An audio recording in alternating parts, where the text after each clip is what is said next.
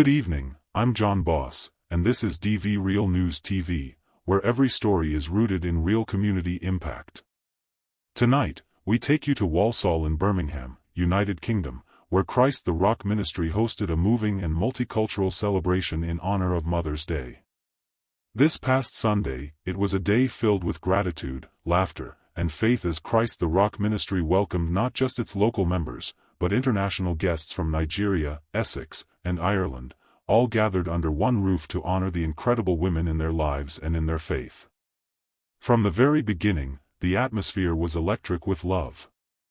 Women were greeted with flowers, smiles, and a deep sense of appreciation that carried through the entire service. The service was led with passion, the women's choir lifted voices in song, and young children delivered touching poems that brought some in the congregation to tears. According to the pastor of Christ the Rock Ministry him said, and I quote, "A mother's love is the first glimpse of heaven. Today, we do more than celebrate, we honor the sacrifice, the strength, and the spiritual leadership that women bring into our lives." The event wasn't just about music and message. It was also about community. Guests from across the UK and abroad, including Nigeria and Ireland, were specially recognized during the service, reflecting the church's growing international family. In interviews with visitors from Ireland and Nigeria smiling and sharing.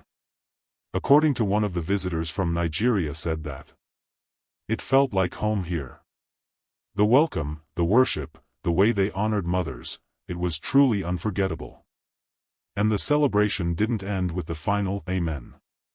After the service, the church hall transformed into a festive space for fellowship, with refreshments, homemade dishes, and joyful conversation flowing freely among guests. And the couple from Essex gave a remarks. "It was beautiful, the message, the music, the food, everything. We need more of this kind of love in the world." From heartfelt tributes to a feast shared across nations, Christ the Rock Ministry, Walsall reminded everyone that celebrating women, especially mothers, is both a spiritual duty and a joyous gift. For DV Real News TV. Tonight we bring you an extensive investigation into a deeply disturbing case of elder abuse here in Britain. A Nigerian-born care worker, employed to care for a vulnerable elderly man with dementia, was recently filmed violently assaulting her patient, just days before his death. Allegedly.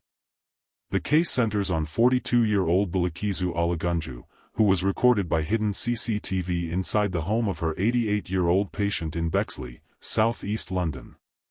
The shocking video, captured by the victim's own son, a serving police officer, reveals Olagunju grabbing the frail pensioner by the scruff of the neck and dragging him across the floor on December 24 of last year.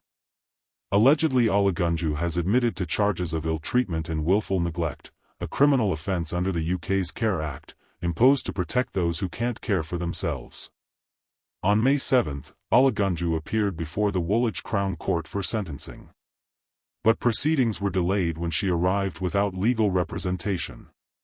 The presiding judge, Charlotte Welsh, urged her to obtain a solicitor, noting the gravity of the case and the assistance legal counsel could provide, including access to legal aid. Judge Welsh said, "I know you're worried, but this is a very serious offense and you should have someone representing you," giving Olagunju bail until her June hearing. The victim, identified as 88-year-old Mr. John Addard, suffered from dementia and was under Olagunju's care. His son, a Metropolitan Police officer, expressed shock and anguish upon viewing the footage, and said he installed the CCTV precisely to protect his father from harm. According to expert, this case underscores significant gaps in care provider oversight and the dire need for stricter monitoring protocols in private home care settings. Under the 2014 Care Act, caregivers are legally obligated to protect individuals who lack capacity. Yet, cases like this reveal ongoing shortcomings in oversight, especially within in-home care.